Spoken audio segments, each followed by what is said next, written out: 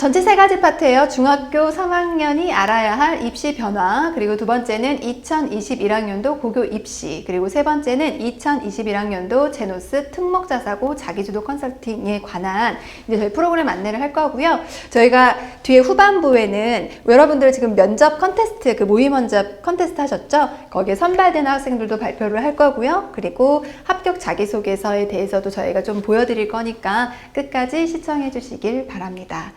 자, 그러면 지금 계속해서 이제 그 방명록 써 주시고요. 그리고 학부모님, 학생 뭐 다 참여 가능하지만 그 우리 학생 이름으로 방명록 올려주시면 됩니다. 먼저 중학교 3학년이 알아야 할 입시 변화를 살펴볼게요. 이 중학교 3학년이 알아야 할 입시 변화는 이제 아무래도 대입 쪽이죠. 보시면 지금 이제 이미 나는 특목자사고를 진학하겠다라고 결정한 친구들도 있고 그렇지 않은 친구들도 있을 거고요. 그리고 지금 이제 이 방송 보시는 분들 중에서 중학교 1학년, 2학년 친구들도 있을 것 같아요. 그리고 이제 자녀의 동생, 중학교 3학년의 동생이 이제 초등학생인 경우도 있고 그렇기 때문에 이제 이런 이슈에 대해서 관심을 많이 가지고 계실 거라고 생각이 듭니다. 자사고, 외고, 국제고를 일반고로 전환하겠다 이런 이야기를 사실 계속 이런 이야기가 있었어요. 그래서 언제 도대체 전환이 되는 건가 이러다가 작년 11월에 드디어 2025년의 3월부터 일반고로 전환하겠다라고 발표를 한 거예요. 근데 사실은 이제 학교 측에서는 반발이 좀 있기는 있죠. 하지만 지금 상황에서는 2025년 3월에 일반고로 전환이 된다고 했습니다. 그럼 몇 학년부터냐? 현재 초등학교 5학년부터 이제 2025년 일반고로 전환되는 학년이에요. 그러면 초등학교 6학년, 그리고 중학교 1학년, 2학년은 원래 내가 준비했던, 내가 목표했던 학교를 그냥 준비하시면 돼요. 왜냐하면 교육과정 자체가 특목자사고, 우리 아이가 입학한 그 해에 그 교육과정으로 운영이 되기 때문에 중간에 바뀐다고 하더라도, 왜냐하면 6학년이 입학을 하면은 그 다음 해부터 모집을 안 한 일반고로 바뀌니까 혹시 우리 아이의 교육과정이 바뀔까라고 생각하시겠지만 그렇지는 않아요.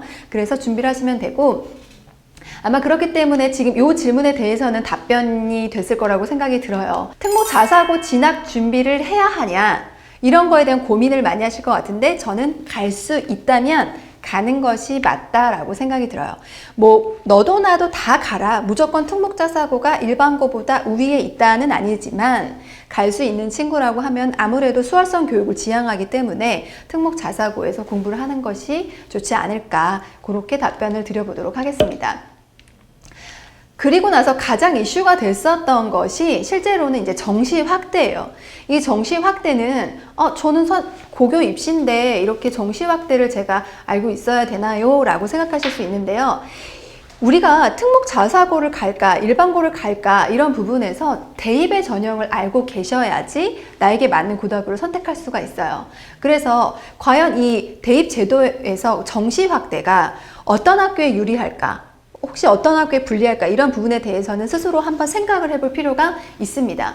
보시면 서울 16개 대학의 정시 비율이 확대가 됩니다. 서울 16개 대학이라고 하는 것은 그동안의 논술이라든지 학생부 종합전형의 비중이 높았었던 학교들을 이제 정시를 40% 이상 정시로 선발을 해라 라는 뜻이라고 보시면 되는데요. 정시 확대 어떻게 되냐면 고등학교 3학년 현재 기준으로 보시면요. 그러니까 올해 이제 입시를 준비하는 학생들은 수시에서 학생부 위주라고 하는 것은 학생부 교과전형, 종합전형을 의미합니다.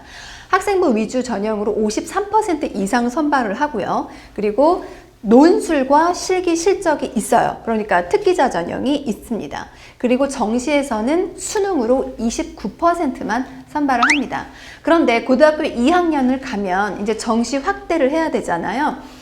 학생부 위주 전형, 학생부 교과와 학생부 종합 전형의 비중이 살짝 줄어들고요. 수능이 살짝 늘어납니다. 그런데 이 두 가지 전형 이외에 논술과 실기 전형도 감소를 합니다. 그럼 논술과 실기가 감소하는 저 퍼센테이지가 학생부 종합전형이나 학생부 교과전형이 아닌 이제 수능으로 갈 확률이 높은 거죠. 왜냐하면 학생부 전형의 공정성에 대한 이야기가 많았기 때문에 학생부 위주의 어떤 전형들을 좀 축소하고 수능을 확대하는 거니까. 정확히 어떻게 말씀드릴 수 있냐면 정시가 확대가 됐다는 것이 기정사실이지만 사실이지만 그 정시에 확대되는 인원이 다 학생부 위주 전형에서 오는 건 아니라는 거예요. 논술이라든지 특기자 전형이 어떤 축소가 되거나 폐지가 되기 때문에 거기서 발생하는 인원이 정시로 올 수 있습니다. 그러니 학생부 교과 전형과 종합 전형은 여전히 우리 고등학생들이 준비해야 하는 가장 중요한 전형입니다. 그럼 고등학교 1학년은 어떻게 되느냐? 아직 정확한 퍼센테이지가 나오지는 않았어요. 이제 하지만 예측해 볼 때 정시가 40% 이상이 될 거고요. 그리고 수시 학생부 위주의 전형이 40% 이상, 40% 초반이나 중반대에서 형성이 돼서 아마도 대입 전형 자체가 좀 간소화될 거다라고 보여지는데요. 이 간소화된다는 것은 넘겨주시겠어요? 대입 전형 자체가 이제 학생부 위주의 전형과 수능 전형 그렇게 두 가지로 준비를 하시면 되겠다. 그렇게 생각을 하시면 될 것 같아요. 자, 그러면 학생부 전형에서는 뭐가 있다? 학생부 종합 전형과 학생부 교과 전형이 있습니다. 그런데 학생부 종합 전형에 대한 어떤 공정성 때문에 이 정시 확대라는 이슈가 나온 거잖아요. 그러면 학생부 종합 전형은 과연 특목 자사고나 어떤 교육 특구의 특정 학교들에게만 정말 유리했었나? 정말 공정한 평가가 아니었었나를 우리가 한번 생각을 해볼 필요가 있고요. 그리고 학생부 교과 전형은 분명 일반고에게 유리한 전형이에요. 특목 자사고 학생들은 학생부 교과 전형으로는 갈 수가 없죠. 여러분들이 생각을 해보세요. 내가 특목 자사고에 진학을 합니다. 아니면 일반고에 진학을 합니다. 나는 대학에서 어떠한 전형으로 입학을 할 것이냐, 대학을. 그러니 학생부 전형과 수능 전형 두 가지로 나뉘어져 있는데 나에게 더 유리한 전형은 무엇일까를 생각을 해보세요. 정시 확대가 됐다고 해서 다 수능으로 다시 돌아갔다 이렇게 생각하시는 거 완전히 오해라는 거예요. 그리고 학생부 종합 전형이 무조건 특목자사고에만 유리했다? 역시 오해라는 겁니다. 저희가 뒤에서 살짝 조금 더 풀어드리도록 하겠습니다. 자, 그러면 2021학년도 고교 입시를 한번 살펴보도록 할게요. 아무래도 이제 고교 입시가 궁금하죠? 우리 어머님들 그리고 우리 학생들은. 자, 고교 입시가요, 전기고 8월부터 시작을 합니다. 물론 지금 시청하시는 분들 중에서 과고를 준비하고 있는 분들도 많이 계시겠지만 이제 과고는 저희가 다루고 있는 게 아니라서 전기고는 일단 넘어갔고요. 후기고를 살펴보도록 할게요. 후기고의 일정 보시면요. 평준화의 일반고, 그리고 비평준화 일반고, 그리고 외고, 국제고, 자사고 이렇게 포함이 되는데요. 우리는 경기 지역이기 때문에 평준화와 비평준화가 다 같이 있어요. 이제 저희 DYB가 있는 지역은 다 평준화로 지금 다 바뀌었지만 DYB 재원하는 친구들 중에서도 비평준화에 있는 학교를 선호하거나 그 지역에 있는 친구들이 있을 수도 있잖아요. 그래서 비평준화 일반고까지 같이 보면 모두가 다 12월 9일부터 시작을 합니다. 그리고 합격자 발표가 조금씩 달라요. 그리고 평준화 일반고에 지원하는 학생이나 그 외고 국제고에 지원하는 학생은 이렇게 같이 쓸 수 있어요. 원서를 지원을 할 때. 근데 비평준화는 이제 하나를 골라서 지원을 해야 되기 때문에 학교 선택을 할 때 조금 더 신중하게 선택을 해야겠죠. 그래서 그 일정 확인 먼저 하시고요. 자, 그럼 이제 우리 친구들이 지원하려고 하는 학교의 어떤 서울대 합격자 수를 좀 알아보면서 학교에 대해서 알아보도록 할게요. 뭐 제가 늘 드리는 말씀인데 저희가 사실 이런 설명회를 하면서 이렇게 늘 서울대 합격자만을 가지고 계속 어떤 학교에 대한 평가를 하게 되는 것이 개인적으로는 좀 위험할 수 있다고 생각을 하고 조금 불편하기도 해요, 사실은. 그런데 그 부분을 그렇다고 어떤 객관적인 지표를 가지고 말씀을 드려야 되는데 그 부분을 보여드릴 수 있는 지표가 사실 이 지표밖에 없어서 서울대 탑 100을 가지고 우선 학교에 대한 이야기를 나누고요. 여기에서 지금 언급되지 않는 학교들은 분명히 서울대 입결이 있을 거예요. 있는데 2명이고 3명이고 있는데 100위 안에만 없는 거거든요. 그러니 내가 관심을 가지고 있는 학교는 홈페이지나 아니면 각 학교의 온라인 설명회라든지 이런 설명회를 통해서 뭐 학교에 찾아가서 뭐 상담을 받으시는 경우도 있겠지만 그런 걸 통해서 학교에 대한 정보를 조금 정확하게 파악하시는 게 중요할 것 같습니다. 여기서 이제 여러분들이 보셔야 되는 것은 수시 합격률과 정시 합격률을 나눠서 보시면 돼요. 이 수시 합격률이 외대부고의 경우에 수시 7%, 정시합격률 10%, 재수생이 조금 더 많이 있는 걸로 사실은 보여지죠. 정시합격률의 경우에는 다 현역생이라고 볼 수는 없어요. 그렇기 때문에 그 부분 감안해서 함께 보시면 좋을 것 같고요. 그 나머지 하나, 상사, 민사 이렇게 쭉 보시면은요. 전년에 비해서 실적이 크게 차이가 나지 않아요. 늘은 데도 있고 줄은 데도 있지만 거의는 비슷해요. 그런데 전체적인 실적을 이렇게 보면은 수시 실적이 조금 더 올라와 있기는 합니다. 왜 그러냐면 학교들이 준비를 할 때 이제 학생부 종합전형의 문이 굉장히 넓었기 때문에 그 넓은 문을 준비를 많이 해줬을 거예요. 그래서 수시 합격률이 사실 높은데 외대부고의 조 실적이 조금 작년에 어떤 재수생이나 이런 친구들이 많이 있어서인 거로 보입니다. 그리고 여기가 서울권이 아니기 때문에 하나고에 대한 언급은 그렇게 많이 하지 않을게요. 서울대에 최적화됐고 그리고 전국 단위 자사고긴 하나 거의 서울권 자사고다라고 말을 해도 과언이 아닐 정도고요. 여기에서 뭐 눈여겨서 보셔야 되는 게 다른 학교에 대한 지원율은 그렇게 높지 않고요. 북일고 인기가 많습니다. 우리 캠퍼스에 있는 학생들 남자 학교예요. 남자 학생들만 갈 수 있고요. 그리고 이게 또 대중교통이 가능한 거리잖아요. 북일고가 기숙사도 있지만 친구들이 지하철을 타고 혼자 왔다 갔다 할 수 있는 거리이기 때문에 인기가 굉장히 높아요. 그리고 입결도 좋고 괜찮고 그리고 이제 남자친구들 중에서 아니면 부모님들 중에서 이렇게 여자친구들과 막 경쟁을 한다거나 나중에 고등학교 입학했을 때 그런 애정 문제에 대해서 또 걱정하시는 분들 계실 수도 있잖아요. 그래서 남자 학생들을 이렇게 남고로 많이 보내시기도 하는데 북일고가 남자 학교라는 거 그거 말씀드리고 요게 지금 없지만 김천고도 남자 학교입니다. 그리고 현대천고 남녀공학이고 이제 너무 멀어서 잘 지원을 하지 않아요. 자, 이제 안산동산고 저희가 별표시 따로 했던 경기권 광역자사고입니다. 안산동산고는 600명대부터 받지만 390명이 됐을 때도 그 어떤 학교가 계속 어떤 압박을 받고 그런 거에 비해서는 항상 실적이 잘 나오는 편이에요. 전년에도 11명 그리고 이번에도 10명. 저는 이 안산동산고도 기숙사가 있거든요. 그래서 만약에 우리 평촌 지역 특히 인기가 많죠. 안산동산고 희망하는 친구들은 한번 설명회 가서 보시고요. 그리고 또 인성을 굉장히 중시 여기는 학교예요. 안산동산고가. 그래서 약간 좀 바른 생활을 하게 되고 그런 부분이 있으니 안산동산고가 경쟁률이 사실 좀 많이 낮아지면서 학교를 많이 저평가해요. 근데 그렇지 않고 그 학교가 가지고 있는 노하우가 있기 때문에 우리 경기권 자사고를 갈 수 있는 학생들은 저는 긍정적으로 생각을 했으면 좋겠다. 그렇게 말씀을 드리겠습니다. 자, 이제 외고로 넘어올게요. 외고 국제고. 이번 외고 국제고에서는 정말 큰 이슈가 이 수시 합격률이에요. 그러니까 저도 사실 이 수치를 보면서 정말 이 외고 국제고가 가지고 있는 힘이 대단하구나 이런 생각을 많이 했었어요. 사실은 합격생의 수치를 이렇게 보면은 전년보다 다 조금씩 늘었죠. 이렇게 조금씩 늘어난 걸 보실 수가 있는데 정시 합격률은 1%도 되지 않는다는 거죠.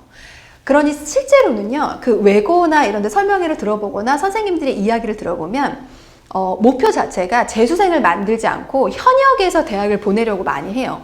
왜냐면 학생들한테 재수라는 것 자체가 물론 수능에서 한 번 더 기회를 주는 거긴 한데 고등학교 생활을 충실하게 해서 현역으로 해서 그냥 딱 고등학교 3학년 졸업하고 대학을 갈 수 있게끔 그러니 학교 생활을 굉장히 충실하게 지원을 해주는 거거든요. 보시면 전체 8개의 외고가 있고요. 그리고 국제고가 지금 2개가 있습니다. 그래서 이렇게 보시면은 실적 자체가 또 다 나와 있는 거를 우리가 볼 수가 있어요. 물론 전체 외고가 다 들어와 있지는 않아요. 지금 김포, 동두천이 빠져 있지만 100위 안에 못 들었지만 우리가 원하는 학교들은 보통 여기에 지금 다 있죠. 고양 외고가 1등 했네요, 이번에. 이 고양 외고가 사실 인기가 정말 많아요. 고양 외고, 고양 국제고가. 근데 제가 이제 보통 오프라인 설명회를 할 때는 이게 지역별로 설명회를 하기 때문에 고양 외고나 고양 국제고, 김포 외고는 일산 지역에서 되게 세세하게 말씀을 드리고 그리고 이제 안양 외고나 과천 외고는 우리 평촌에서 말씀을 드리고 나머지 경기, 성남, 수원 이런 데는 또 뭐 분당이나 수지나 영통이나 이런 데 수원에서 말씀 많이 드렸는데 지금은 이제 아무래도 경기권 친구들이 같이 있다 보니까 그냥 어느 정도만 할애를 해서 말씀을 드려야 될 것 같아요. 이 고양 외고가 우리 우리 DYB 캠퍼스 안에서는 일산 친구들의 선호도가 높으니까 저 학교가 그렇게 좋은가 라고 생각을 해요. 그런데 실제로는 고양 경기는 거의 뭐 1등, 2등이에요. 항상. 정말 바뀌지가 않아요. 저 순위가. 지금 보시면 작년에 2019년에는 경기 외고가 16명으로 1등이었고 고양 외고가 그 다음이었어요. 근데 올해 살짝 술취됐죠. 인원을 항상 저렇게 좋은 입결을 낸다는 거는 그 학교가 가지고 있는 저력이에요. 그 학교의 어떤 노하우 이런 것들을 우리가 무시할 수가 없고, 그리고 여러분들이 또 하나 아셔야 되는 건 뭐냐면 여기에 지금 있는 경기권 외국어고 국제고는 다 문과 학교라는 거예요. 우리가 그 이과 학생들은 상위에 있는 6,000명 정도가 의치안이 있고 그 다음부터 스카이를 가니까 스카이에 대한 어떤 실적이나 이런 부분이 실제로 이 문과 친구들보다는 그 뭐 내신이나 이런 것들이 조금 더 낫다라고 우리가 생각이 들 수 있어요. 그런데 문과 학생들은요, 요즘에 사실 이과 선호도나 이런 것도 많기도 하고 문과 자체에서 서울대 입결을 저렇게 냈다고 하는 것은 그 학교가 입시에 얼마나 강한지, 입시 강하다는 거는 요행을 바라고 그런 게 아니라 정말 학생들을 역량 있게 키워주는 거거든요. 그래서 이 수치를 잘 보실 때, 아, 이게 문과 수치로구나. 그리고 수시의 수치가 저렇게 높다고 하는 것은 학생부 종합전형의 거의 69%까지 선발을 했단 말이죠, 이때. 그러니까 학교에서는 문이 넓은, 우리 학생들이 문이 넓은 어떤 전형으로 들어갈 수 있도록 지원을 해줬다는 거예요. 그런데 앞으로 우리가 정시가 이제 40%가 확대가 돼요. 그러면은 고등학교 1학년, 그러니까 지금 입학한, 그러니까 작년에 입학한 우리 학생들, 아까 인터뷰에서 만난 학생들 때는 아마 정시 합격률이 더 높아질 수도 있어요. 왜냐면 그만큼 많이 뽑으니까. 이게 학령 인구가 줄어들고 뭐 어떻게 되고 이런 어떤 시대적인 변화, 시장의 변화도 있지만 그래도 그 기조 자체는 계속 같이 유지가 될 건데, 특목 자사고는 대입 전형에 가장 유리한 전형으로 학생들을 훈련을 시킨다는 거죠. 물론 개인의 역량도 있지만, 그래서 이 해석을 하실 때 그렇게 잘 보시는 게 좋을 것 같아요.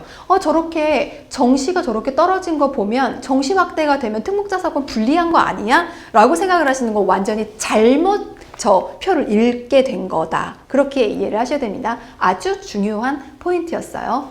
나머지 일정 나머지 학교들 같은 경우에는 저희가 이 부분은 다 게시판에 게시를 하거나 저희 홈페이지에 게시를 하기 때문에 넘어가도록 하겠습니다. 나눠서 보시면 비평준화예요. 지금 요거 비평준화 5개. 자, 여러분들 다 아실 것 같아요. 화성고, 운정고, 한민, 세마, 병점 이렇게 있는데 옆에 지금 지역을 표시를 해놨습니다. 저 자공고는 특별히 의미는 없고요. 지역을 표시를 해놨는데 아무래도 화성, 그리고 세마, 그리고 병점 이런 데는 수원이라든지 우리 경기 남부에 있는 캠퍼스, 수원이나 영동이나 수지나 이런 데 친구들이 선호를 하고 있고요. 그리고 파주에 있는 운정과 한민, 정말 놀라운 수치의 결과를 내고 있는 학교인데요. 이 두 학교는 일산 지역에서 선호를 많이 하고 있습니다. 입결 아주 훌륭하고요. 그리고 사실 한민고가 정말 굉장히 이슈가 되고 있습니다. 13명의 수시를 내면서 1등급에서 2등급 사이에 형성된 친구들이 거의 서울대를 지원을 많이 할 수 있었던, 그래서 여러분들 이거 보시면 좋고요. 비평준화는 하나만 지원할 수 있다는 거, 그것도 잊지 마세요. 자, 그리고 일반고로 가볼게요. 자, 100위 안에 든 학교예요. 100위 안에. 그러니까 200위, 300위를 보면 분명히 다른 학교들도 많겠지만 100위 안에 들어있는 일반고, 경기권의 일반고를 보시면, 자, 46위부터 시작해서 낙생고, 자, 우리 분당 학생들이 갈 수 있는 학교입니다. 성남은 성남시에 있는 친구들만 갈 수 있는 학교고요. 용인, 용인시, 안양 이렇게만 갈 수 있습니다. 그래서 우리 분당의 친구들은요, 낙생, 분당 뭐 중앙고, 그리고 늘푸른고 이렇게 보시면 될 것 같고요. 그리고 수지, 그리고 안양의, 그러니까 평촌의 신성고 이렇게 생각을 하시면 될 것 같아요. 보시면 정시 비율이 조금 있죠. 그리고 수시 비율은 이제 그렇게 높지는 않아요. 그 전체적인 인원에 비해서. 근데 이런 부분도 다 게시할 거니까 제가 어떤 학교에 대한 평가를 너무 공개적인 자리에서 할 수는 없으니 이 부분들은 여러분들이 일반고를 선택하는 데 있어서 참고하시라고 앞에서 저희가 정리를 해드리는 거라는 거, 그 정도까지만 하고 넘어가도록 하겠습니다. 서울대의 합격생을 배출한 학교, 그러니까 한 번도 서울대를 배출하지 못하다가 이제 아니면은 서울대에 계속 배출을 못한 학교들이 많았는데 이제 배출을 한 학교가 2018학년도에는 831개, 그리고 2019학년도에는 839개, 2020학년도에는 872개. 자, 이게 도대체 뭐가 의미가 있는 거죠? 라고 물으신다면 이제 이런 거예요. 제가 맡은 학생이 정말 너무너무 우수했던 학생이었어요. 그런데 그 친구가 신설학교로 배정이 된 거예요. 그때 용인에서는 한참 이제 용인은 막 수지나 이런 데서 또 인기가 많은 학교들이 있었고, 그리고 이제 비평준화에서 평준화로 막 바뀌면서 그때 신설학교로 이제 공부를 잘하는 친구들이 배정이 된 거죠. 근데 그 신설학교가 서울대를 단 한 명도 배출해 본 적이 없는 학교죠. 그러니까 이 A라는 이 아이는 그 학교에 간 거예요. 근데 이 선배들 중에서 한 번도 서울대를 보내본 적이 없으니 서울대에는 이 A라는 학교에 대한 정보가, A라는 학교에서 온 아이에 대한 정보가 없고, 그렇기 때문에 이 친구도 선배 이야기를 들어볼 수도 없고, 그렇기 때문에 실제로는 선배가 없다는 거죠. 근데 이게 선배 그게 뭐 별거예요? 별거죠. 왜냐면 어떤 뭐 되게 뭐 예를 들어 외대부고라고 쳐요. 그러면은 외대부고다, 아니면 뭐 수지고다, 아니면 신성고다, 아까 낙생고다, 이렇게 서울대학교를 많이 보내는 그런 학교의 경우에는 그 선배들이 학교에 가서 기여를 한 것들도 많고, 그리고 이 정도의 이 학교에서 온 학생들은 이 정도의 학업 역량을 보여주는구나 라는 예측이 가능하기 때문에 아무래도 평가를 하는데 그런 부분이 반영이 될 수가 있을 것 같아요. 근데 신설학교의 경우에는 어떤 내신이라든지 이런 것들이 다 학교 자료로 들어간다고 하나, 선배가 있는 것과 선배가 없는 것은 입학 담당관들이 보기에도 조금 애매한 부분이 있을 수 있겠죠. 그래서 학생부 종합전형을 통해서 굉장히 많은 학교, 831개에서 872개가 갈 때까지 서울대를 이제 많은 학교가 다양하게 배출을 하기 시작한 거죠. 그런데 이제 다시 정시 확대가 됐어요. 정시 확대가 되면서 일반고가 학생부 종합전형에 이제 다 맞추어서 우리 전교 1등, 2등이라도 서울대를 배출하기 시작했는데 이제는 다시 정시 확대가 됩니다. 결코 정시 확대가 된다는 것은 일반고 학생들에게 유리한 게 아니에요, 사실은. 그리고 정시는 너무 개인의 역량이기 때문에 잘 생각을 하셔야 됩니다.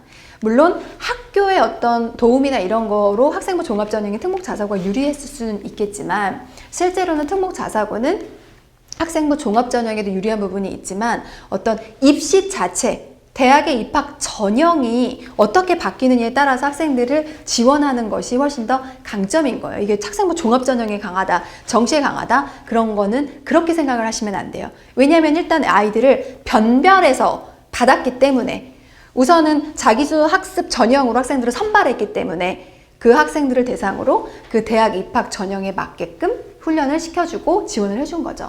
제가 사실 지금 되게 쉽게 말씀을 드리긴 했는데 이런 부분 정도는 조금 이해를 하시는 게 좋을 것 같아요. 이렇게까지 하고 넘어가고요. 자, 다시 이제 전국권 자사고 경쟁률로 한번 넘어와 볼게요. 여러분들이 이제 지원을 하려고 하는 데가 지금 전국 단위 자사고 되게 많아요. 우리 경기권에 있는 친구들 많이 지원을 하려고 하는데, 아무래도 하나고는 넘어가고요. 지금 서울이기 때문에 외대부고부터 시작해서 한번 봐보시면요. 외대부고는 전국전형 그리고 지역전형이 있습니다. 전국전형은 전국에서 오는 거고, 지역전형은 우리 용인 친구들이 갈 수 있습니다. 그래서 30% 정도가 저쪽에서 그 선발이 되죠. 그리고 옛날에는 인문사회, 뭐 자연과학 이렇게 국제계열이 있었는데 지금 계열 없이 선발을 하고 있습니다. 그리고 상상고, 북일고 이렇게 쭉 있죠. 여기에서 제가 앞서 말씀드린 것처럼 북일고는 남자학교고, 상상고는 수학이 아무래도 위주가 되어 있는 학교는 맞아요. 그래서 수학 준비가 좀 되어 있어야 된다, 그렇게 말씀드릴 수 있을 것 같고요. 인천 하늘고는 모집 인원 자체가 너무 적습니다. 지금 사실 이 라이브 방송 시청하시는 학생들도 보면 이 인천 하늘고 지원하려고 하는 학생들이 있는 것 같아요. 근데 저희는 그런 상담이 들어오면은 인천 하늘고를 막 선뜻 추천을 못해요. 너무 좋아한다고 하더라도 뽑는 인원 자체가 25명밖에 안 돼서 좀 너무 합격을 예측하기가 어렵지 않나 라고 생각이 듭니다. 개인적인 의견이었고요. 현대청운고는 남녀공학입니다. 너무 멀어서, 김천고 남자고등학교고 조금 멀어서 지원이 그렇게 많지는 않고요. 민사고는 지금부터 준비한다고 될 수 있는 학교는 아닌 것 같아요. 지금 만약에 6학년, 중학교 1학년, 중학교 2학년 학생들이 있다면 민사고를 내가 가고 싶다, 그럼 지금부터 민사고에 맞게 좀 준비를 하셔야 될 것 같고요. 포철 광철도 지원자 별로 없고, 안산 동산고가 이제 경쟁률이 2019년, 2020년에 미달이 나면서 저희도 사실 굉장히 충격을 받긴 했었어요. 그런데 경쟁률이 낮다는 것이 뭐 학령 인구가 또 줄어든 것도 있고, 뭐 자사고 전환의 문제, 재지정의 문제나 여러 가지 문제들이 있는 거지, 학교 자체가 경쟁률이 낮아졌다고 해서 뭐 학업 역량이 떨어지거나 입학 어떤 대입을 준비하는 게 떨어진다거나 그런 건 절대 아니에요. 그렇게 오해하시면 안 되고, 갈 수 있다면 저는 지원하는 것을 추천을 드립니다. 자, 그리고 경기권 외국어고의 경쟁률입니다. 이 경기권 외국어고는 사실 뭐 우리 친구들 또 선생님들, 학부모들 너무 관심이 많죠. 경기권 외국어 경쟁률 이렇게 쭉 보시면, 자, 빨강색으로 표시되어 있는 어떤 지금 이 부분이 1.5배수가 넘어가서 1단계에서 성적으로 떨어지는 학생들이 나온 거예요. 그리고 나머지는 1단계는 통과를 한 거죠. 그러면 선생님 1단계 저렇게 다 통과하면 뭐 사실 내신이 그렇게 안 중요한 거 아니에요, 뭐 이렇게 생각을 할 수도 있겠죠. 그런데 우리가 1단계에서 통과를 한다고 해도 2단계는 1단계 점수를 가지고 합산을 하는 부분이라서 경쟁률이 합격에 영향을 줄 수는 있겠지만, 실제 줄 수는 있겠지만, 그 경쟁률 자체가 뭐 경쟁률이 너무 낮기 때문에 공부를 못한 애가 붙고 떨어지고 이렇게까지라고 말씀을 드릴 수는 없는 거예요. 왜냐면 이제 점수를 보시면 아시겠지만 결국에는 1단계 점수를 2단계까지 다 가지고 가는 거.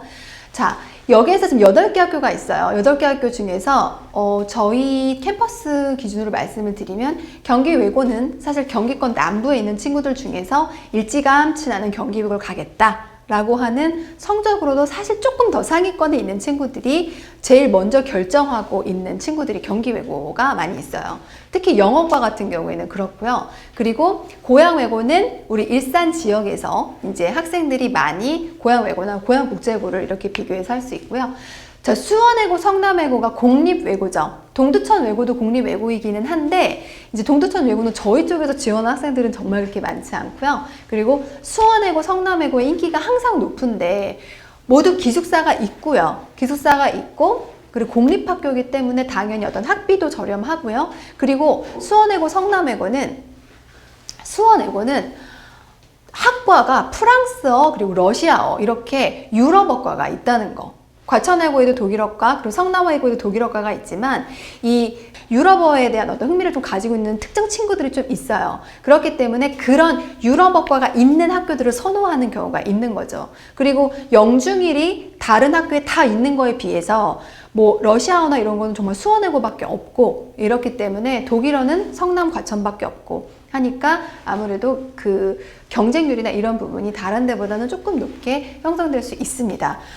전년에 수원외고나 성남외고 같은 경우는 경쟁률이 낮지 않았어요. 낮지 않았기 때문에 1단계에서 많이 떨어졌고, 그리고 동점자 선발까지도 많이 갔었던 게 그 전년도 입시였습니다. 그럼 이제 올해는 어떠냐? 작년에 너무 높으면 올해 조금 떨어지고, 올해 좀 너무 낮으면 또 올라가고, 이런 식으로 눈치를 좀 사실 외고는 볼 수가 있거든요. 근데 이 경쟁률은요, 지원을 할 때 실시간으로 뜨기 때문에 그런 부분들 보면서 지원을, 성적이 너무 자신이 없으면 그런 것도 살펴보시면 좋을 것 같습니다. 자, 국제고, 3개의 국제고에 지원할 수 있습니다. 고양국제고, 동탄국제고, 청신국제고, 고양, 동탄, 공립국제고고요. 그리고 청신국제고 있습니다. 보시면 경쟁률이 국제고의 경쟁률, 그리고 동탄국제고 경쟁률, 뭐 좀 떨어졌네요. 그럼 별로 가려고 하는 게 아닌가요? 그렇지는 않아요. 뭐 그런 건 있었어요. 동탄국제고의 경쟁률이 저렇게 살짝 떨어졌잖아요. 2.71대 1에서 2대 1로 떨어졌는데, 동탄국제고가 사실 들어가기가 쉽지가 않다는 말이죠. 모든 학교가 그렇지만 문제도 너무 어렵고, 그 면접 문제도 너무 어렵고, 그리고 그 동탄국제고에 지원하는 학생들의 어떤 내신 성적도 굉장히 우수했기 때문에 학생들이 되게 힘들게 입학을 한다라고 생각을 했는데, 자꾸 입결이 공개가 안 되고 그런 것들 때문에 좀 동탄국제고에 지원하는 게 맞나, 이런 생각들을 좀 하는 분들이 있었던 것 같아요. 그래서 일시적으로 경쟁률이 떨어진 거로 보이는데, 뭐 경쟁률 자체가 그 학교의 역량을 보여주는 건 아니니까 그냥 참고만 하시면 좋을 것 같습니다. 자, 다음에 보실 거는, 여러분들이 이제 준비를 하실 때 어떻게 단계적으로 준비를 해야 되는지를 보시면 돼요. 첫 번째는 어찌됐든 내신이고요. 두 번째가 학교생활기록부, 그리고 세 번째 자기소개서, 그리고 마지막에 면접입니다. 단계별 전형을 다 통과를 해야지만 우리가 특목자사고에 입학을 할 수가 있어요. 자, 그러면 내신은 뭘 준비해야 되느냐? 제가 지금 말씀드리는 거는 다 아시는 분들이 계실 수도 있고 아니면은 모르실 수도 있어요. 헷갈리시는 분들이 있을 수 있는데 그 부분 조금 더 제가 차근차근 짚어볼게요. 특목 자사고 선발 방법에서 외고 국제고를 지원하겠다 이런 친구들은요. 영어 성적만 들어가는 게 맞습니다. 근데 간혹 가다가 이제 헷갈리셔서 외고나 자사고가 똑같다 라고 생각을 하실 수도 있고 그런데 외고 국제고는 영어 성적만 반영이 되고요. 플러스로 출결에 대한 감점이 있습니다. 출결에 대한 감점이 반영이 1단계에서 되고요. 그리고 동점자는 국어, 사회가 반영이 되는 거예요. 국어, 사회 점수가. 그리고 전국 단위 자사고는 전 과목 또는 주요 과목이 학교별로 다르게 반영이 됩니다. 그렇게 보시면 될 것 같아요. 그리고 경기광역 자사고, 안산동산고는 전 과목과 그리고 출결이 들어가지만 서울권은 추첨이고요. 1단계 점수를 가지고 2단계로 넘어갑니다. 자, 그럼 이제 다시 봐볼게요. 자, 외고 국제고를 간다면 1단계에서는 영어 성적만 들어가죠. 영어 성적 1단계, 전체 200점 만점 중에 영어 160점입니다. 2학년 1학기부터 3학년 2학기까지 40, 40, 40, 40 동일해요. 동일하고 그리고 출결에 따른 감점이 있습니다. 근데 이게 절대평가이기 때문에 A를 받는 학생들의 비중이 많아졌고 실제로 올 A를 받는 학생들이나 그 경쟁률이 막 1.5, 성남외고나 수원외고 1.5에서 뽑는데 2대1이 넘어가게 되면 저 0.1점 때문에 떨어지는 경우가 많이 생겨요. 그러니까 출결, 무단결석, 무단조퇴, 무단결과 등 단 0.1점이라도 감점되지 않도록 출결 관리는 꼭 하셔야 되고요. 그리고 동점자 3학년 2학기의 국어 성적부터 차근차근 반영이 돼요. 만약에 수원외고 영어과에 갔는데 동점자가 너무 많다. 1.5배수를 뽑아야 되는데 그러면 그 친구들의 성적에서 이제 3학년 2학기 국어 성적부터 쭉쭉 자르는 거죠. 그래서 보통은 경쟁률이 아주 높지 않아서 2학년 성적까지는 잘 오지 않아요. 그러니까 여기서 이제 말씀드릴 수 있는 건 선생님 저 2학년 때 국어사에 B 있는데 어떡해요? 뭐 대부분 괜찮습니다. 근데 이제 수원이나 예를 들어 성남처럼 작년처럼 경쟁률이 가장 높은 학교는 가능하면 다른 학교도 알아보시는 게 어떨까요? 왜냐면 영어 성적은 괜찮은데 동점자에서 혹시라도 떨어지면 너무 억울하잖아요. 그래서 그런 부분들을 저희가 간혹 말씀드릴 수 있고요. 그리고 학년별로 성적의 차이가 반영되는 거에 차이가 있는 거는 아니에요. 자, 그러면 이제 지금 난 뒤늦게 외고 국제고를 준비해서 2학년 때 B가 있다. 이미 나는 마이너스 4점이 있다. 그런 친구들이 있을 수 있죠. 그런 친구들 지원해야 될까요? 영어는 무조건 100점 안 맞아도 됩니다. A만 받으시면 돼요. 지금 이제 이런 것들도 사실 질문을 하실 수가 있는데 90점 이상 A만 받으시면 되고요. 그리고 2학년 때 만약 B가 하나 있다. 이런 친구들도 학교에 따라서는 A, B 또는 B, A 정도에서 통과할 수 있어요. 마이너스 4점 받고. 자, 그럼 계산해봐요. 160점 만점에서 마이너스 4점입니다. 그러면 어때요? 156점. 그리고 면접에서 만점 받으면 196점. 196점은 학과별로 다르지만 합격선이 될 수 있죠. 그런데 왜 내신 성적이 진짜 중요하냐면 면접에서 40점 만점을 받기가 어려워요. 받기가 어렵고 내가 마이너스 4점을 받고 시작을 하면 면접에서 조금이라도 감점이 되면 190점 초반대 형성이 돼버리게 되면 합격선이 아닐 수도 있거든요. 그 점수를 다 공개하는 건 아니지만 그렇기 때문에 절대평가가 됐다, B가 있어도 된다라고 하긴 하지만 저 성적을 가지고 2단계를 가니까 내신은 무조건 관리를 하셔야 돼요. 내신은 무조건 A는 받는다라고 생각을 하시면 됩니다. 각 학교에서 A를 받는 비중이 약 23% 이상이 30% 정도 형성이 되니까요. 3등급 정도까지는 또 A를 받을 수 있다고 해요. 그래서 특목자사고 내가 외국어를 가고 싶다 이런 친구들은 영어 성적 A는 꼭 유지를 할 수 있도록 하시고요. 그리고 이제 3학년 2학기가 남았잖아요. 여러분에게 너무너무 힘든 3학년 2학기가 남았습니다. 자기소개서도 써야 되지만 내신 관리도 해야 돼요. 그래서 그 부분 좀 집중해서 이제 3학년 2학기 때는 관리를 잘 해주시고, 특히 3학년 2학기는 영어뿐만 아니라 국어, 사회도 반드시 A를 받아야 돼요. 그러니까 그 부분은 꼭 놓치지 않으셨으면 좋겠다 말씀을 드리고 넘어갈게요. 보통은 국영수 사과가 다 반영이 되고요. 그리고 북일고와 안산동산고, 우리 친구들이 선호하는 학교 중에서는 북일고와 안산동산고가 기타 과목이 반영이 돼요. 기타 과목이 반영이 되기 때문에 저 부분은 내신 산출을 해서 나에게 불리하나 불리하지 않나를 반드시 보셔야 돼요. 그리고 북일고와 안산동산고는 또 우리 그 캠퍼스 안에서는 인기도 많기 때문에 나중에 내신 산출이 이렇게 뜨거든요. 그러면은 그걸 보고 점수를 따져서 막 0.1점, 0점 몇 점 차이가 나요. 얘네들은 2학년, 3학년 성적이 다 들어가는 거라서 만점이 아니에요. 외국 국제고처럼 막 다 만점자들이 들어가고 이러지는 않거든요. 산출을 해보고 그리고 지원을 하시면 좋을 것 같고, 외대보고는 그냥 국영수 사과 딱 절대평가로 A 이렇게 딱 그냥 들어가는 게 외대부고다. 그렇게 보시면 될 것 같아요. 점수는 좀 상이하죠. 근데 저거는 이제 학교별 내신 산출기를 이용하시면 됩니다. 여기서도 마찬가지로 출결 감점이 있어요. 그러니까 무단이나 이런 것들은 하시면 안 됩니다. 자, 그러면 이제 생기부예요. 생기부도 저희는 뭐 입시를 준비하니까 당연히 이 부분은 당연히 아시겠지라고 생각을 했지만 사실 아직도 헷갈리는 게 좀 있으신 것 같아요. 그래서 아는 친구들도 한 번 더 이제 확인한다 생각하시고 들어주세요. 1번부터 10번까지 있습니다. 자유학기 활동 상황이 들어왔기 때문에 1번부터 10번까지 있고요. 자, 1번부터 10번까지 중에서 자, 생기부에 반영이 되는 게 있고 반영이 되지 않는 게 있습니다. 봐볼게요. 1번부터 10번 중에서 인적사항, 학적사항 반영되지 않고요.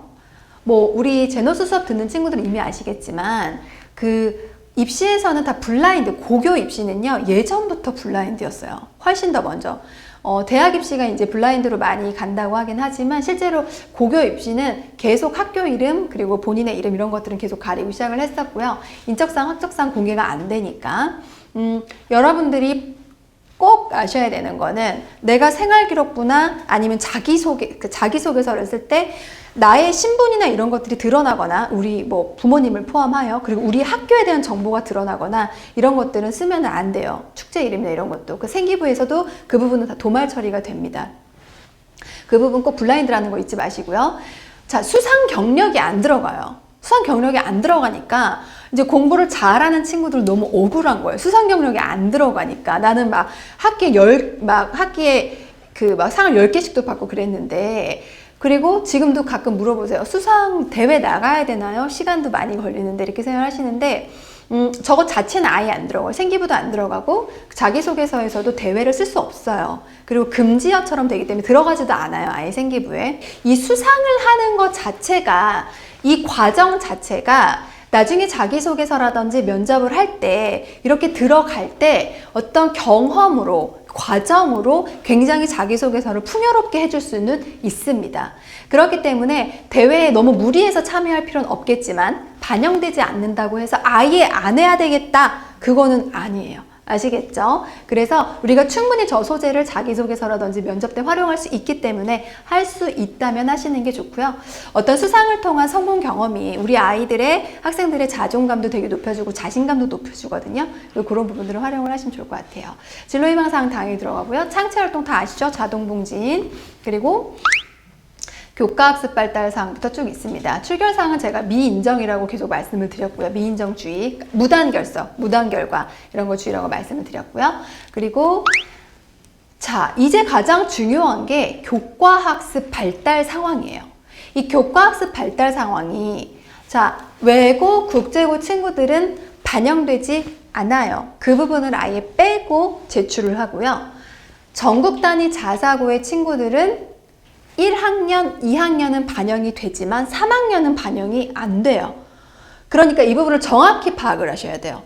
정확히 파악을 하지 않으시고 내가 물론 3학년 때 거 생기부에 있는 것들을 가지고 나중에 뭐 소재로 쓸 수는 있어요. 쓸 수는 있지만 그래도 반영이 되지는 않는다라는 거를 좀 알고 계셔야 될 것 같습니다.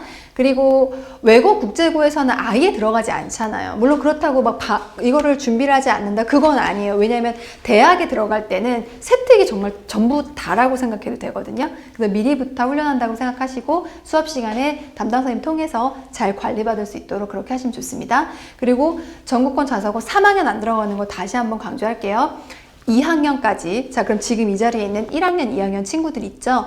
1학년, 2학년이 전부예요, 진짜. 특히 2학년. 그러니까 그 부분 신경 써서 학교 생활에 충실해 주시고요. 자유학기 활동 상황은 점수화 되지는 않지만 자유학기 활동 상황에 했었던 것들을 자기소개서나 면접 때 이야기할 수 있어요. 그리고 생각보다 자유학기 활동을 의미 있게 한 친구들이 많이 있어요. 생기부서 내용을 보면. 그래서 그런 부분들까지 한번 체크를 해보시고요. 독서활동 상황은 3학년까지 다 들어갑니다. 다 들어가니까 독서활동은 끝까지 챙겨주시고, 이런 질문 많이 하죠. 저는 1학년 때 독서가 한 권도 없어요. 2학년 때 독서가 한 권도 없어요. 괜찮아요. 그러니까 독서가 한 권도 없다는 것이 물론 학생의 실수일 수도 있고 선생님이 기록을 안 해주셨을 수도 있고 그렇긴 한데, 독서가 기재가 되어 있지 않다고 해서 그걸 불합격을 시키지는 않아요. 하지만 1학년, 2학년, 3학년이 다 없는 것은 좀 그렇고요. 어떤 한 학년에 뭐 문제가 있다, 그런 경우에는 이것 때문에 안 되는 거 아니야 라고 포기하지 마시고 준비를 하시면서 저희 나중에 제노스 할 때 담당 코치님들과 그 부분을 어떻게 내가 그 보완할 것인지에 대해서 고민해 보시면 좋을 것 같아요. 자, 그리고 마지막에 행동특성 및 종합의견 1학년, 2학년 반영되지만 3학년이 또 제출이 안 돼요. 외고, 국제고, 자사고 동일합니다. 3학년 과정이 끝나지 않았기 때문에 반영이 되지 않아요. 그래서 사실 이제 안타까운 게 많이 있죠. 2학년까지 사실 우리가 막 중2병 이런 얘기 많이 하잖아요. 사춘기를 심하게 겪었었던 학생들이 2학년 때 많이 방황을 해서 2학년 때 좀 아쉬운 멘트들을 행특에서 받는 경우가 있는데 이거를 보완할 일이 별로 없거든요. 3학년 때 받아야 되는데 반영이 안 되니까, 그러면 2학년 때나 내가 다 미처 다 나의 강점을 보여주지 못한 걸 어디서 보여줘야 되냐? 독서활동이라든지 창체활동 이런 데서 보완을 해서 계속 그 컨텐츠를 만들어내야 된다라는 거. 그러니까 조금 더 부지런히 움직여야겠죠. 생기부를 할 때. 지금 나이스 들어가셔서 혹시 다 보셨는지 모르겠어요. 지금쯤이면 다 보셨죠. 우리 학부모님들이 지금 사실 거의 많이 들어와 계실 것 같은데, 나이스 들어가셔서 우리 학생들 1학년, 2학년 때 것까지 어떻게 지금 되어 있는지를 꼭 체크를 하시면 됩니다. 자, 다음은 이제 자기소개서로 넘어왔습니다. 자기소개서는 많이 질문하시는 게 언제부터 써요? 이 자기소개서 3학년 초부터 써야 되는 거 아니에요? 라고 하시는데 3학년 초부터 쓰는 거 너무 힘듭니다. 우리 학생들이 수험생이라는 느낌을 또 너무 오래 갖는 것은 스트레스를 받을 수가 있어요. 그리고 사실은 올해는 이제 코로나 때문에 학생들이 3학년 때 활동이 많이 없을 것 같아서 좀 아쉽지만, 그래도 활동을 할 수 있는 만큼 하고 소재를 가득 만들어 놓은 다음에 거기에서 이렇게 뽑아내야 되기 때문에 저희는 자기소개서를 여름부터 씁니다. 8월부터. 그래서 그 전에는 소재를 만들어가는 어떤 시간이었고, 지금부터 이제 쓰면은 충분히 완성할 수 있어요. 너무 걱정하지 마시고 저걸 어떻게 써요? 너무 스트레스 받지 마시고 금방 또 할 수 있으니까 잘 작성을 하시길 바랍니다. 자기주도 학습 영역과 인성 영역 두 가지로 나누어져 있고요. 외고, 국제고 기준으로 1,500자를 작성합니다. 이 1,500자라는 게 많으면 많지만 적으면 적고요. 그리고 오히려 이 적은 글자 수에 나의 최대치를 녹여내는 건 정말 쉽지가 않아요. 그렇기 때문에 여러 번의 퇴고를 거치고 또 컨텐츠 그 소재를 어떻게 구성할지에 대해서도 고민을 되게 많이 해야 돼요. 그리고 학교별로요, 자기주도 학습 영역과 인성 영역을 글자 수를 구분해 준 데가 있고, 그리고 그냥 1,500자를 마음대로 디자인해서 써 라고 하는 곳도 있어요. 그러니까 그런 부분은 저희 코치님들이랑 같이 상의를 해서 이렇게 뭐 900자, 600자 이렇게 나와 있을 수도 있고 1200자, 300자 이렇게 나와 있을 수도 있으니까 그런 부분들은 맞춰서 쓰시면 됩니다. 전체 자기주도 학습 영역이 물론 가장 중요하죠. 이 부분에서 세 가지로 우리가 구분해서 볼 수가 있는데요. 어떻게 쓰느냐? 가장 중요한 건 본인이 스스로 학습 계획을 세우고 학습해온 과정과 그 과정에서 느꼈던 점. 이게 뭐죠? 바로 자기주도 학습 과정입니다. 이 자기주도 학습 과정은요, 교과로 쓸 수도 있고 비교과로 쓸 수도 있어요. 근데 사실 뭐 비교과라는 개념 자체가 우리가 뭐 동아리나 이런 것들을만을 의미하는 건 아닌 것 같아요. 왜냐하면 동아리 활동을 하거나 독서 활동을 해도 교과랑 연결이 또 되면 그것도 뭐 교과로 볼 수 있으니까. 근데 가장 중요한 거는 자기 주도 학습 역량이 있냐 없냐거든요. 그러니까 꼭 반드시 뭐 학교 과목에서 써라, 공부법에서 써라 이런 건 아니라는 거예요. 그런 건 아니고 자기가 스스로 학습했었던, 자기 주도적으로 학습했었던 어떤 과정, 자기 실제 사례를 바탕으로 하고 그 과정을 통해서 무엇을 느꼈냐, 무엇이 변화됐냐, 그런 부분을 쓰는 게 가장 중요합니다. 가장 글자 수를 많이 할애해야 돼요. 두 번째, 학교 특성과 연계해서 지원 학교에 관심을 갖게 된 동기, 지원 동기라고 하죠. 특히 우리 외고 가려고 하는 친구들은 학과라든지 아니면은 어떤 특히 학과 그리고 학교가 좀 경쟁률에 따라서 바뀔 수가 있는데 이 지원 동기 때문에 좀 애먹을 때가 있어요. 학과랑 연결시키다 보니까. 그런데 지원 동기는요, 뭐 꿈을 갖게 된 동기가 될 수도 있고요. 그리고 그 학교의 어떤 특정한 뭐 교육 과정이나 프로그램이 좋아서일 수도 있고요. 여러 가지가 동기가 나올 수가 있는데 여러분들이 가장 조심해야 되는 거는 이 학교 특성과 연계라고 하는 저 부분에서 학교 특성을 너무 많이 쓰는 경우가 있어요. 그러니까 그 학교의 자랑을 내 자기소개서에다 쓴다는 거죠. 그런 부분들은 여러분들 조심하셔야 됩니다. 나의 이야기를 쓰는 것이 중요하고요. 지원 동기는 그렇게 많은 포션을 차지하진 않습니다. 그리고 가장 포션을 적게 차지해야 되는 게 이 바로 계획 부분이에요. 고등학교 입학 후에 자기 주도적으로 본인의 꿈과 길을 살리기 위한 활동 계획 및 졸업 후 진로 계획. 내가 자기소개서에서 서울대를 갈게요. 하버드를 갈게요. 나는 지금은 전 세계 우리나라를 알리는 변호사가 국제 변호사가 될게요. 이런 것들은요, 그냥 본인의 꿈인 거예요. 과연 이 친구가 이거를 이룰 수 있을까는 이 친구의 과거 역량에서 나옵니다. 이 친구가 막 무단 결석도 있고 무단 조퇴도 있고 그리고 심지어 자사고를 갈 때는 물론 1단계를 통과하긴 했지만 막 과목에 비도 있고 뭐 이렇게 세특 같은 데나 이런 데서 뭐 학생들 이렇게 역량이 잘 드러나지 않고 그리고 아쉬운 멘트들이 있는데 막 계획만 너무 원대하다. 그렇다고 해서 그거를 인정해 주는 건 아니에요. 계획은 짧게 쓰세요. 짧게 쓰고 그 어떤 지원 동기라든지 아니면 학습 과정에서 이 친구의 꿈이 드러날 수 있도록 그렇게 하시는 게 중요하고요. 요런 어떤 기술적인 부분들은 저희 코치님들이랑 수업을 할 때 또 배우시면 좋을 것 같고요. 저희랑 같이 수업을 안 하신다고 하더라도 요 정도 선생님이 지금 말씀드리는 지금 요런 부분만 꼭 체크를 하시면 좋을 것 같아요. 자, 인성입니다. 인성에선 여러분 하나만 알고 가시면 돼요. 가장 중요한 건 인성에서는 내가 주인공이다 라고 하고 나와 타인의 관계가 있어야 돼요. 나의 인성은 나와 타인의 관계 안에서 나의 행동이 이 사람을 배려하고 나눴는지를 보여주는 게 그게 인성이에요. 생각을 쓰는 게 아니라는 거예요. 자기주도 학습 영역, 인성 영역 모두 마찬가지로 나의 사례가 있어야 돼요. 그런데 나의 사례가 어디서 나와요? 생활 기록부 안에서 나와야 돼요. 왜냐하면 여러분 자기소개서는 누가 쓰나요? 자기소개서는 내가 씁니다. 내가 내 이야기를 쓰는 거고 생활기록부는 누가 쓰나요? 선생님이 써주시죠. 타인이 평가한 학생이고요. 그리고 나는 내가 평가한 나인데 이거 두 개가 같이 있어야지 신뢰도가 높아지겠죠. 그렇기 때문에 이 소재를 선정할 때는 반드시 생활기록부 안에 있는 것이 좋고요. 그게 훨씬 더 신뢰도가 있고요. 그리고 나의 경험, 내가 직접 한 행동을 써야 된다는 걸 절대 잊어서는 안 됩니다. 절대로 잊지 마시고 자신의 경험 위주로 작성을 해주세요. 자, 그러면 자기소개서까지 끝나면 이제 면접으로 넘어옵니다. 자, 면접은요, 외고, 국제고, 자사고 면접 유형의 문항을 쫙 봐보세요. 저희가 지금 이렇게 PPT로 보여지는 자료 중에서 경쟁률이나 이런 면접 유형이나 이런 것들은요, 저희가 캠퍼스에도 게시를 할 거예요. 그래서 놓치는 부분이 있다고 하면은 그런 부분들은 또 저희가 홈페이지나 이런 데 게시를 하니까 걱정 마시고 지금은 그냥 보시기만 해도 괜찮을 것 같아요. 경기권 외고에서 많이 달라진 것이 1단계가 절대평가가 되면서 학생들의 어떤 학업 역량이 이렇게 잘 변별이 안 되면서 면접의 공통 문항이 많이 늘었어요. 공통 문항이 많이 생겼어요. 원래 없었고 그랬는데 많이 생기면서 지금 김포 외고를 제외하고는 공통 문항이 다 있어요.